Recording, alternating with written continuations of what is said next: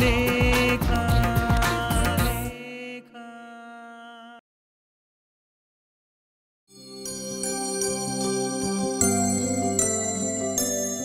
Good morning. Good morning madam. Vinay madam, Natasha ಇನ್ನೂ ಬಂದಿಲ್ವಾ? ಇನ್ನೂ ಬಂದಿಲ್ಲ ಮೇಡಮ್. ಸರಿ, ಅಟೆಂಡೆನ್ಸ್ ರಿಜಿಸ್ಟರ್ನ ನನ್ನ ಚೇಂಬರಿಗೆ ಕಳಿಸಿ. ಅವಳು ಬಂದಿದ ತಕ್ಷಣ ನನ್ನ ಮೀಟ್ ಮಾಡೋಕ್ಕೆ ಹೇಳಿ. ಸರಿ madam. Okay.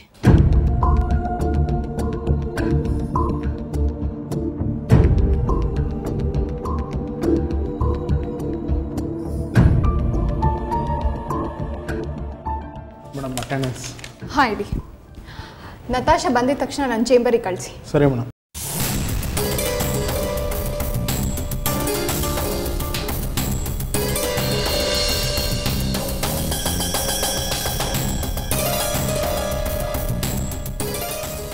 Good morning ma'am. Good morning. ಏಯ್, ಏನು ಮಾಡ್ತಿದ್ಯಾ? ಅಟೆಂಡೆನ್ಸ್ಗೆ ಸೈನ್ ಆಗ್ತಾ ಇದ್ದೀನಿ ಮ್ಯಾಮ್. ಕೊಡಿಲಿ. ಅಯ್ಯೋ ಮ್ಯಾಮ್, ನಾನು ಸೈನ್ ಹಾಕಬೇಕು. ಎಷ್ಟು ಟೈಮ್ ಈಗ? 9:25. ಎಲ್ಲರೂ ಶಾರ್ಪ್ 9 ಗಂಟೆಗೆ ಆಫೀಸಿಗೆ ಬಂದಿದ್ದಾರೆ. ನೀನು ನೋಡಿದ್ರೆ 25 ನಿಮಿಷ ಲೇಟಾಗಿ ಬಂದಿದ್ಯಾ. ಹೇಗೆ ಪರ್ಮಿಟ್ ಮಾಡೋಕ್ಕಾಗತ್ತೆ? ರೂಲ್ಸ್ ಅಲ್ವಾ? ಅಯ್ಯೋ, ಜಸ್ಟ್ 25 ಮಿನಿಟ್ಸ್ ಲೇಟ್ ಮ್ಯಾಮ್. ಏನು 25 ಮಿನಿಟ್ಸ್ ಅಂದರೆ ಜಸ್ಟ್ 25 ಮಿನಿಟ್ಸ್ ಅಷ್ಟೇನಾ ನಿನಗೆ? ಇಲ್ಲ ನತಾಶಾ, ಹಾಗೆಲ್ಲ ಅಲೋ ಮಾಡೋದಕ್ಕಾಗಲ್ಲ. ಡಿಸಿಪ್ಲಿನ್ ಇಲ್ದಿದ್ದವ್ರನ್ನ ಎಂಟರ್ಟೈನ್ ಮಾಡೋದಕ್ಕಾಗೋದಿಲ್ಲ. ಅದೂ ಅಲ್ಲದೆ ಅನಿರುದ್ಧ್ ನಿನ್ನ ಮನೆಗೆ ಕಾರ್ ಕೂಡ ಕಳಿಸ್ತಾರೆ.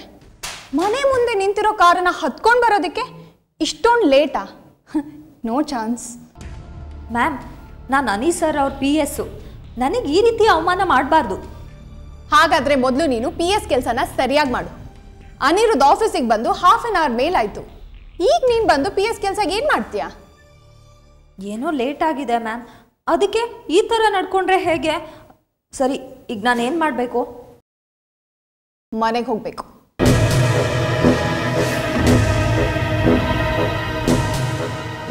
ನೋ, ನೀವು ತುಂಬ ಅವಮಾನ ಮಾಡ್ತಾ ಇದ್ದೀರಾ ಮ್ಯಾಮ್.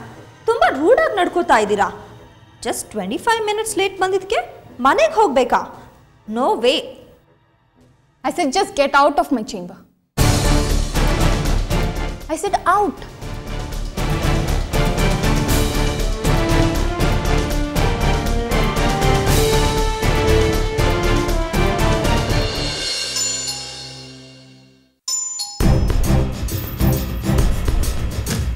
ಯಾರು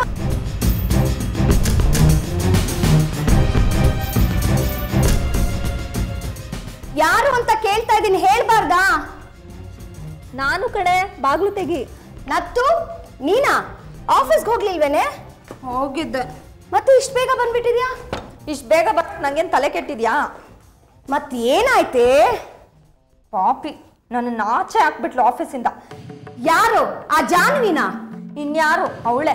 ಅಲ್ಲ ಕಡೆ, ಜಸ್ಟ್ 15 ಮಿನಿಟ್ಸ್ ಲೇಟ್ ಆಗಿ ಹೋಗಿದ್ದೀನಿ, ಅದಕ್ಕೆ ಆಫೀಸಿಂದಾನೇ ಹೊರಗಡೆ ಹಾಕ್ಬಿಡೋದಾ? ಅಷ್ಟೊಂದು ಬಾಸಿಸಮ್ ತೋರಿಸ್ತಾಳ ಅವಳು. ನನಗೆ ಟಾರ್ಚರ್ ಕೊಡ್ಬೇಕಲ್ಲ, ಅದಕ್ಕೆ ಇಡೀ ಸ್ಟಾಫ್ ಮುಂದೆ ನನ್ಗೆ ಅವಮಾನ ಮಾಡಿದ್ಲು. ನಿನ್ನೆ ನೋಡಿದ್ರೆ ನನ್ನನ್ನ ಚೇಂಬರಿಂದ ಆಚೆ ಹಾಕಿದ್ಲು, ಇವತ್ತು ಆಫೀಸಿಂದಾನೇ ಆಚೆ ಹಾಕಿದ್ದಾಳೆ. ನಾಳೆ ಇನ್ನೇನ್ ಮಾಡ್ತಾಳೋ ಗೊತ್ತಿಲ್ಲ. ಇವತ್ತು ಡಿಸೈಡ್ ಮಾಡ್ಕೊಂಡೇ ಬಂದಿದ್ದಾಳೆ ಇವಳನ್ನ ಆಫೀಸಿಂದ ಹೊರಗಡೆ ಹಾಕ್ಬೇಕಂತ. ಅಲ್ವೇನೆ, ಅಷ್ಟೆಲ್ಲ ಮಾಡುವಾಗ ನೀನು ಸುಮ್ಮನೆ ಇದೆಯಾ? ನೀನೇ ಹೇಳ್ದಿಯಲ್ಲ, ಬಿ ಕೂಲ್ ನತಾಶಾ ಅಂತ. ಆದ್ರೂ ನಾನೇನು ತೆಪ್ಪಗಿರ್ಲಿಲ್ಲ. ಅವಳ ಹತ್ರ ಸ್ವಲ್ಪ ಕೂಗಾಡ್ದೆ, ಆದ್ರೆ ಅವಳು ಯಾವುದನ್ನು ಕೇಳಲಿಲ್ಲ. ಅನಿರುದ್ಧ್ ನನಗೆ ಕಾರ್ ಕೊಟ್ಟಿದಾರಲ್ಲ, ಅದೇ ಅವಳು ಕುತ್ತಿಗೆಗೆ ಬಂದ್ಬಿಟ್ಟಿದೆ. ಕಾರ್ ಕೊಟ್ಟರು ನೀನು ಇಷ್ಟು ತಡವಾಗಿ ಬರ್ತೀಯ ಅಂತ ಏನೇನೋ ರೇಗಾಡಿದ್ಲು. ನಾನು ಎಷ್ಟು ರಿಕ್ವೆಸ್ಟ್ ಮಾಡ್ಕೊಂಡ್ರು, ಕೂಗಾಡಿದ್ರು, ಕ್ಯಾರೇ ಅನ್ನಲಿಲ್ಲ. ನೋಡು, ನಾನು ಈಗಲೂ ಹೇಳ್ತಾ ಇದ್ದೀನಿ, ಪ್ಲೀಸ್ ಬಿ ಕೂಲ್. ನೀನು ಕೋಪ ಮಾಡ್ಕೊಳ್ಳಿ, ನಿನ್ನ ಮೇಲೆ ಜಗಳಕ್ಕೆ ಬರಲಿ ಅಂತಲೇ ಅವಳು ಪದೇ ಪದೇ ನಿನ್ನ ಇರಿಟೇಟ್ ಮಾಡ್ತಾ ಇರೋದು. ಪ್ಲೀಸ್ ಇದಕ್ಕೆಲ್ಲ ನೀನು ಚಾನ್ಸ್ ಕೊಡಬೇಡ್ವೆ. ಅಂದರೆ ಅವಳು ಎಷ್ಟೇ ಇರಿಟೇಟ್ ಮಾಡಿದ್ರು ನಾನು ತೆಪ್ಪಗೆ ಕೂತ್ಕೊಬೇಕಾ? ನನ್ನ ಕೈಲಾಗಲ್ಲ. ನೋಡು, ಇದನ್ನೆಲ್ಲ ನೀನು ಸಹಿಸ್ಕೊಳ್ಳೇಬೇಕು. ಯಾಕೆಂದರೆ ನಮ್ಮ ಉದ್ದೇಶನೇ ಬೇರೆ ಇದೆ. ಸಣ್ಣ ಪುಟ್ಟ ವಿಷಯಕ್ಕೆಲ್ಲ ನಾವು ಇರಿಟೇಟ್ ಮಾಡಿಕೊಂಡ್ರೆ ಲೈಫ್ ಲೀಡ್ ಮಾಡೋದು ಕಷ್ಟ ಆಗುತ್ತೆ ಕಣೆ. ಎಷ್ಟು ದಿನ ಅವಳು ಎಗರಾಡ್ತಾಳೆ? 1-2 ದಿನ ಎಗರಾಡ್ತಾಳೆ, ಆಮೇಲೆ ಸುಮ್ಮನೆ ಆಗ್ಬಿಡ್ತಾಳೆ. ಇಲ್ಲ ಆಗ್ತಾ ಇಲ್ಲ, ನಾನು ನಾಳೆಯಿಂದ ಹೋಗಲ್ಲ. ನೋಡು, ನೀನು ಹೋಗಬೇಕು. ಅವಳು ಆಫೀಸ್ ಬರೋಕ್ಕಿಂತ ಮುಂಚಿತವಾಗಿ ನೀನು ಆಫೀಸಲ್ಲಿ ಇರಬೇಕು. ಅದನ್ನ ನೋಡಿ ಅವಳಿಗೆ ಶಾಕ್ ಆಗಬೇಕು. ಅವಳ ಮುಖ ನೋಡೋಕ್ಕೂ ನನಗಿಷ್ಟ ಇಲ್ಲ. ಫೋನ್ ರಿಂಗ್ ಆಗ್ತಿದೆ ನೋಡು. ಅನಿರುದ್ಧೇ ಮಾಡಿರ್ತಾನೆ. ಆಫೀಸಲ್ಲಿ ಇಷ್ಟೆಲ್ಲ ಆದ್ರೂ ರಿಯಾಕ್ಟ್ ಮಾಡಲಿಲ್ಲ, ಇವಾಗ ಫೋನ್ ಮಾಡ್ತಾ ಇದ್ದಾನೆ. ಹಾಳೋದೋನು ಹೆಂಡತಿ ಕೆಲಸ ಕೊಟ್ಬಿಟ್ಟು ನನಗೆ ತೊಂದರೆ ಕೊಡ್ತಾ ಇದ್ದಾನೆ.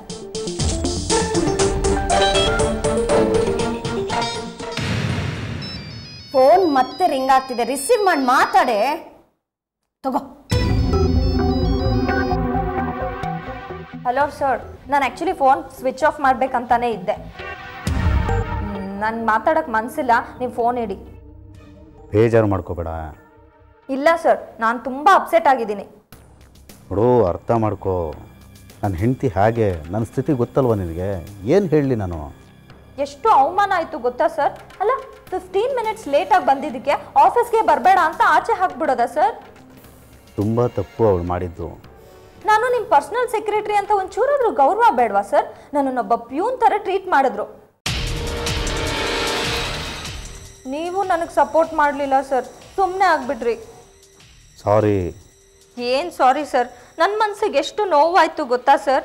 ಅಲ್ಲ ಸರ್, ನಿಮ್ಮ ಹೆಂಡತಿ ಏನು ಅಷ್ಟೊಂದು ಡಿಸಿಪ್ಲಿನ್ಡಾ? ಅವ್ರು ಇದೆಲ್ಲ ಬೇಕು ಅಂತ ಮಾಡ್ತಾ ಇದ್ದಾರಂತ ನಿಮ್ಗೆ ಅನಿಸ್ತಾ ಇಲ್ವಾ? ನೋಡು, ತುಂಬ ಸರಿ ಹೇಳಿದ್ದೀನಿ ನಿನಗೆ. ನಿನ್ನ ಬಗ್ಗೆ ಅವಳಿಗೆ ಜಲಸ್ ಇದೆ, ಅದಕ್ಕೆ ಹೀಗಾಡ್ತಾಳೆ. ನೀನು ಅದಕ್ಕೆಲ್ಲ ತಲೆ ಕೆಡಿಸ್ಕೋಬೇಡ. ಹಾಗಾದರೆ ದಿನಕ್ಕೊಂದು ಈ ಥರ ಅವಮಾನ ಅನುಭವಿಸ್ತಾ ಇರಬೇಕಾ ಸರ್? ಹಾಗಾದರೆ ನನ್ನ ಕೆಲ್ಸಕ್ಕೆ ಬರಲ್ಲ ಬಿಡಿ. ಹಾಗಲ್ಲ, ದುಡುಕ್ಬೇಡ.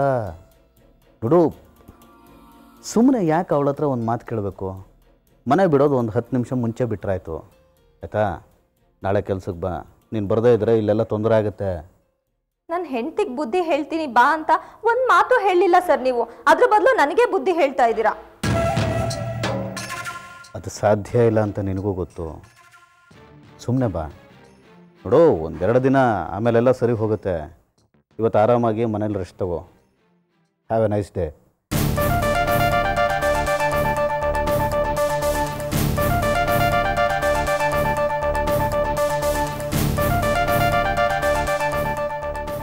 ನೋಡ್ದ್ಯಾ, ಇನ್ನೇನು ಬೇಕೇ ನಿನಗೆ?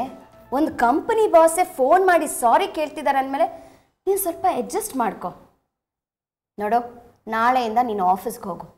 ಆ ಜಾನ್ವಿನ ಮಿಂಚಕ್ಕೆ ಬಿಡಬೇಡ. ನಿನ್ನ ಟ್ಯಾಲೆಂಟ್ನ ನೀನು ತೋರಿಸು.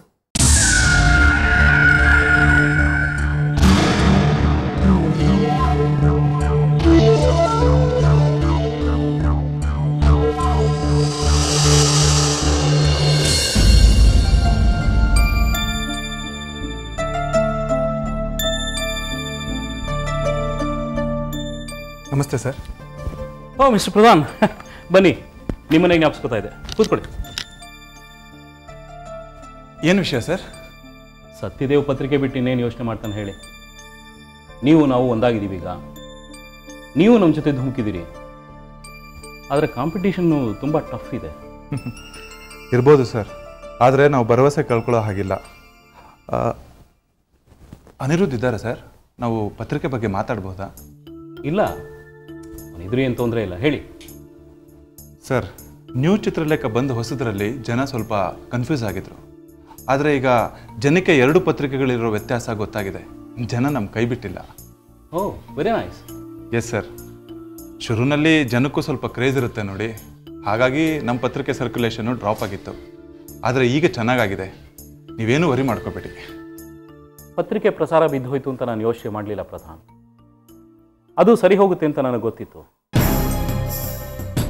ಆದರೆ ಮಗನೇ ಪೈಪೋಟಿ ನಿಂತನಲ್ಲ, ಅದು ನನ್ನ ಮನಸ್ಸಿಗೆ ತುಂಬ ನೋವು ಕೊಟ್ಟಿತ್ತು. ಸಾರಿ ಸರ್, ಅನಿರುದ್ಧು ಹೀಗೆ ಮಾಡಬಾರ್ದಾಗಿತ್ತು. ಅವ್ರ ತಂದೆ ವಿರುದ್ಧನೇ ಹೀಗೆ ನಿಂತಿದ್ದು ನಂಗೆ ತುಂಬಾ ಆಶ್ಚರ್ಯ ಆಯಿತು. ಮಕ್ಕಳು ಹೀಗೂ ಇರ್ತಾರ ಅಂತ. ಸಾರಿ ಸರ್, ನನ್ನ ಮಾತಿಂದ ನಿಮಗೆ ಬೇಜಾರಾಗಿದ್ದರೆ ಕ್ಷಮಿಸಿ. ಇಲ್ಲ, ಪರವಾಗಿಲ್ಲ ಬಿಡಿ. ಎಲ್ಲ ಮಕ್ಕಳು ಹಾಗಿರಲ್ಲ. ನನ್ನ ದೊಡ್ಡ ಮಗ ಆದಿತ್ಯ ಮುಂಚೆ ಪತ್ರಿಕೆನ ಅವನೇ ನೋಡ್ಕೋತಾ ಇದ್ದ. ನನ್ನ ಬಲಗೈ ಆಗಿದ್ದ. ನಾನು ಅವನ ಮೇಲೆ ತುಂಬ ಡಿಪೆಂಡ್ ಆಗಿದ್ದೆ. He was everything to me. ಆದರೆ ಅವನಿಗೆ ಸಾಹಸ ಕ್ರೀಡೆಗಳಲ್ಲಿ ತುಂಬ ಆಸಕ್ತಿ. ರಿವರ್ ರಾಫ್ಟಿಂಗ್ ಅಂತ ಹೋಗಿ ನಮ್ಮನ್ನೆಲ್ಲ ಬಿಟ್ಟು ಹೋಗ್ಬಿಟ್ಟ. ಸರ್, ದಯವಿಟ್ಟು ಸಮಾಧಾನ ಮಾಡ್ಕೊಳ್ಳಿ. ನಾನು ಯಾವತ್ತೂ ಸಮಾಧಾನ ಮಾಡ್ಕೊಂಡಿದ್ದೀನಿ ಪ್ರಧಾನ್. ಅವನು ನಮ್ಮ ಭಾಗಕ್ಕಿಲ್ಲ. ಆದರೆ ಅವನ ಹೆಂಡತಿನೂ ಹಾಗೆ ಯೋಚನೆ ಮಾಡಬೇಕಲ್ವಾ? ಹೌದು ಸರ್, ಕಷ್ಟ ಆಗತ್ತೆ. ತೇಜು ಭವಿಷ್ಯನೇ ಒಂದು ಪ್ರಶ್ನೆ ಕಾಡ್ತಾ ಇದೆ ನನ್ನ MS ಪ್ರಧಾನ್. ನನ್ನ ಮಗನ ಜೊತೆ ಅವಳು ಭವಿಷ್ಯ ಬದುಕು ಎಲ್ಲ ಹಂಚ್ಕೋಬೇಕು ಅಂತ ಬಂದ್ಲು. ಆದರೆ ಎಲ್ಲ ತಿರ್ಗಾ ಮುರುಗ ಆಗೋಯ್ತು. ಅವಳ ಜೀವನನ ಸೆಟ್ರೈಟ್ ಮಾಡಬೇಕು ಅನ್ನೋದೇ ನನ್ನ ಆಸೆ. ಅವಳದೇ ಆದ ಒಂದು ಸಂಸಾರ ಅಂತ ಆಗಬೇಕು. ಅದು ತನ್ನ ಪಾಡಿಗೆ ತಾನು ನಡ್ಕೊಂಡು ಹೋಗ್ಬೇಕು ಅನ್ನೋದು ನನ್ನ ಆಸೆ. ನಾನು ಬದುಕಿರೋವಾಗಲೇ ಅದು ನಡೆದ್ರೆ ನಾನು ನೆಮ್ಮದಿಯಾಗಿ ಕಣ್ಮುಚ್ಕೋಬಹುದು ಅನಿಸುತ್ತೆ. ಸರ್ ಪ್ಲೀಸ್, ಹಾಗ್ಯಾಕಂತೀರಾ? ನಾನು ನಿಮ್ಮನ್ನೇನೋ ಕೇಳಬೇಕು ಅಂದ್ಕೊಂಡಿದ್ದೆ. ನಿಮ್ಮ ಬದುಕಿನಲ್ಲಿ ದುರ್ಘಟನೆ ನಡೆದು ನೀವು ನಿಮ್ಮ ಹೆಂಡತಿನ ಕಳ್ಕೊಂಡ್ರಿ. ಆದರೆ ಎಲ್ಲರ ಜೀವನದಲ್ಲೂ ಹಾಗೆ ಒಂದು ದುರ್ಘಟನೆ ನಡೆಯತ್ತಲ್ವಾ? ಆಮೇಲೆ ನೀವು ಮದುವೆ ಮಾಡ್ಕೊಳ್ಳೋ ಮನಸ್ಸೇ ಮಾಡಲಿಲ್ಲ.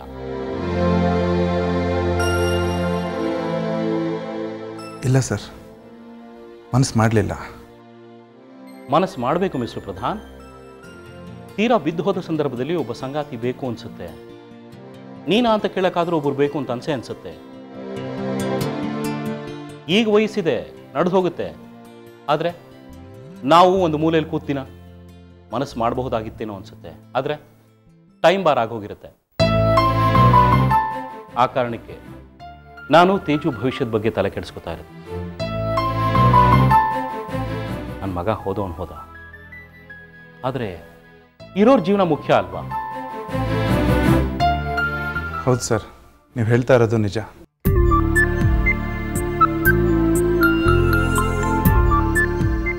ಹಾಯ್ ಪ್ರಧಾನ್, ಯಾವಾಗ ಬಂದ್ರಿ? ಹಾಯ್ ತೇಜಸ್ವಿನಿ, ಈಗ ತಾನೇ ಬಂದೆ. ಕೂತ್ಕೋಬಾರ್ದು ಸರ್. ಏನಿಲ್ಲ ಮಗು, ನಾನು ಪ್ರಧಾನ ಸ್ವಲ್ಪ ಫ್ಲ್ಯಾಶ್ ಬ್ಯಾಕ್ ಹೋಗಿದ್ವಿ. ಆದಿತ್ಯನ ಬಗ್ಗೆ ಹೇಳ್ತಾ ಇದ್ದೆ ಅಷ್ಟೇ.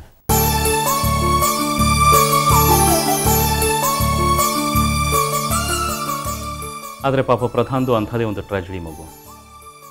ಹಾಗಂತ ದುಃಖದಲ್ಲಿ ಜೀವನ ಮಾಡಬೇಕು ಅಂತೇನಿಲ್ಲ ಅಲ್ವಾ? ಬೇರೆ ಯೋಚನೆ ಮಾಡೋದ್ರಲ್ಲಿ ಏನು ತಪ್ಪಿಲ್ಲ ಅಂತ ಪ್ರಧಾನಿಗೆ ಹೇಳ್ತಾ ಇದ್ದೀನಿ. ಸರಿ ತಾನೇ ಕುಸು?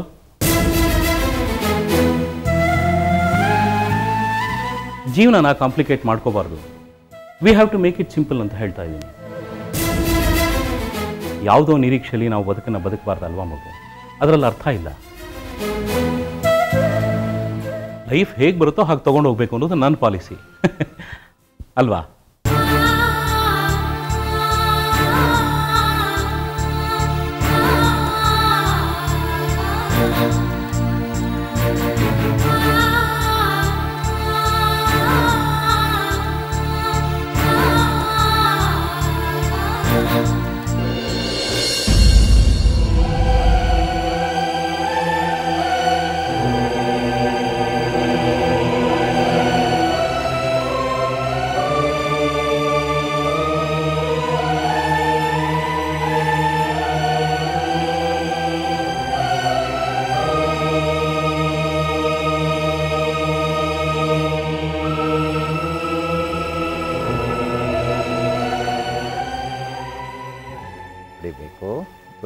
Good.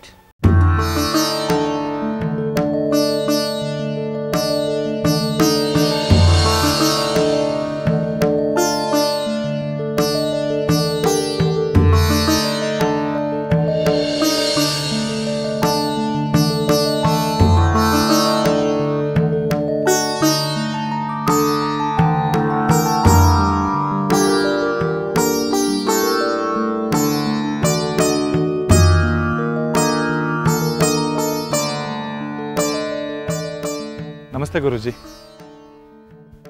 ಓ ಪ್ರಧಾನ್, ನಮಸ್ತೆ. ಇವರು ತುಂಬ ದಿವಸದಿಂದ ಇಲ್ಲೇ ಇದ್ದಾರಲ್ವಾ? ಏನು ಡೆವಲಪ್ಮೆಂಟ್ ಕಾಣಿಸ್ತಿಲ್ವಾ? ನೀವೇ ನೋಡಿದ್ರಲ್ಲ, ಇಲ್ಲಿ ಬಂದಾಗ ಅವ್ರ ಮೆದುಳು ಸಂಪೂರ್ಣವಾಗಿ ನಿಷ್ಕ್ರಿಯವಾಗಿಬಿಟ್ಟಿತ್ತು. ಈಗ ನಾವು ಔಷಧಿ ಕೊಟ್ಟು ಇವಾಗ ಸ್ವಲ್ಪ ಇವ್ರ ಕೈ ಕಾಲುಗಳಲ್ಲಿ ಚಲನೆ ಬಂದಿದೆ. ಮುಂದೆ ಸರಿ ಹೋಗ್ಬೋದು ಅಂತ ಅಂದ್ಕೊಂಡಿದ್ದೀನಿ.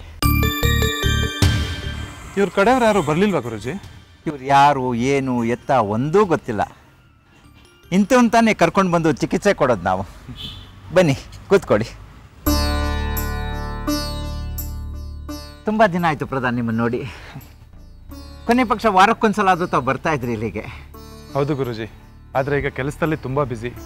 ನಮಗೆ ಪೈಪೋಟಿಗೆ ಇನ್ನೊಂದು ಪತ್ರಿಕೆ ಇದೆ ಈಗ, ಹಾಗಾಗಿ ಬರೋಕ್ಕೆ ಸಾಧ್ಯ ಆಗಲಿಲ್ಲ. ಅಂದಹಾಗೆ ನಿಮ್ಮ ಪತ್ರಿಕೆ ಸರ್ಕ್ಯುಲೇಷನ್ ಎಲ್ಲ ಹೇಗಿದೆ ಇವಾಗ? ಗುರುಜಿ, ಪರವಾಗಿಲ್ಲ, ಸುಧಾರಿಸ್ತಾ ಇದೆ. ಬಹಳ ಸಂತೋಷ. ಜೀವನದಲ್ಲಿ ಬಹಳ ಹೋರಾಟ ಮಾಡ್ತಾ ಇದ್ದೀರಾ, ಅದೇ ಆಶ್ಚರ್ಯ. ನಿಮ್ಮ ಪ್ರೊಫೆಷನಲ್ ಲೈಫಲ್ಲೇನೋ ಗೆದ್ದುಬಿಟ್ಟಿದ್ದೀರಿ, ಆದರೆ ನಿಮ್ಮ ಪರ್ಸನಲ್ ಲೈಫನ್ನು ನೀವು ಕೇರೇ ಮಾಡ್ತಿಲ್ಲ ಅಂತ ಕಾಣಿಸುತ್ತೆ. ನಿಮಗೆ ಗೊತ್ತಲ್ಲ ಗುರುಜಿ? ಗೊತ್ತಿದೆ ಪ್ರಧಾನ್. ನಿಮ್ಮ ಮನೆಯವ್ರನ್ನ ಕಳ್ಕೊಂಡ್ರಿ, ಏನು ಮಾಡೋದು? ಅವ್ರ ಋಣ ಇದ್ದಿದ್ದೇ ಅಷ್ಟು. ಮುಂದೆ ನಿಮ್ಮ ಜೀವನನೂ ನಡಿಬೇಕಲ್ಲ, ಯೋಚನೆ ಮಾಡಿ. ಸಂತೋಷವಾಗಿ ನಡೀತಾ ಇದೆ ಗುರುಜಿ, ನನಗೇನು ಬೇಸರ ಇಲ್ಲ. ನಿಮ್ಮ ಅಕ್ಕ ಫೋನ್ ಮಾಡಿದ್ರು, ಪ್ರಧಾನ್ಗೆ ಹೇಳಿ ಮದುವೆ ಮಾಡ್ಕೊಳ್ಳಿ ಅಂತ. ಅವಳಿಗೆ ಇನ್ನೇನು ಚಿಂತೆ ಹೇಳಿ. ಆದರೆ ಮತ್ತೆ ಮದುವೆ ಮಾಡ್ಕೊಳ್ಳೋಕ್ಕೆ ನನಗೆ ಮನಸ್ಸಿಲ್ಲ ಗುರುಜಿ. ಅವ್ರ ನೆನಪಲ್ಲೇ ಎಷ್ಟು ಕಾಲ ಇರ್ತೀರಾ? ನೀವು ಮತ್ತೆ ಮದುವೆ ಆಗೋದ್ರಲ್ಲಿ ಏನೂ ತಪ್ಪಿಲ್ಲ ಪ್ರಧಾನ್. ನಾನಂತೂ ಅದ್ರ ಬಗ್ಗೆ ಯೋಚನೆ ಮಾಡೋಕ್ಕೆ ಹೋಗಲಿಲ್ಲ. ಈಗಂತೂ 3 ಹೊತ್ತು ಪತ್ರಿಕೆದೇ ಕೆಲಸ ಆಗಿದೆಯಲ್ಲ ಗುರುಜಿ. ಮದುವೆ ಆದರೆ ಕಷ್ಟ ಸುಖ ಹಂಚ್ಕೊಳ್ಳಿಕ್ಕೆ ನಿಮಗೊಬ್ರು ಜೊತೆಗಾತಿ ಇರ್ತಾರೆ, ನಿಮ್ಮ ಮನಸ್ಸಿಗೂ ಸಮಾಧಾನ ಆಗುತ್ತೆ. ನಿಜಾನೇ, ಆದರೆ ಏನಾದರೆ 2ನೇ ಮದುವೆಗೆ ಯಾರು ಒಪ್ತಾರೆ ಅಂತಾನ? ನಿಮ್ಮ ತರಹನೇ ಜೀವನದಲ್ಲಿ ನೊಂದವ್ರು ಇರ್ತಾರೆ ಪ್ರಧಾನ್. ನೀವು ನೋವನ್ನು ಮರಿಬಹುದು, ಆಕೆಯ ನೋವನ್ನು ಕೂಡ ನೀವು ಮರೆಸಬಹುದು. ಆಯ್ತು ಗುರುಜಿ, ಯೋಚನೆ ಮಾಡ್ತೀನಿ. ಯೋಚನೆ ಮಾಡಿ. ನೀವು ಮದುವೆ ಆಗೋದ್ರಿಂದ ನಿಮ್ಮ ಮನಸ್ಸಿಗೂ ಒಂದು ಉದ್ದೇಶ ದೊರೆತಾಗುತ್ತೆ. ನೀವು ಮದುವೆ ಆಗೋದ್ರಿಂದ ನಿಮ್ಮ ಜೀವನಕ್ಕೂ ಒಂದು ಉದ್ದೇಶ ದೊರೆತಾಗುತ್ತೆ. ನಿಮ್ಮ ಅಕ್ಕನಿಗೂ ಸಂತೋಷ ಆಗುತ್ತೆ.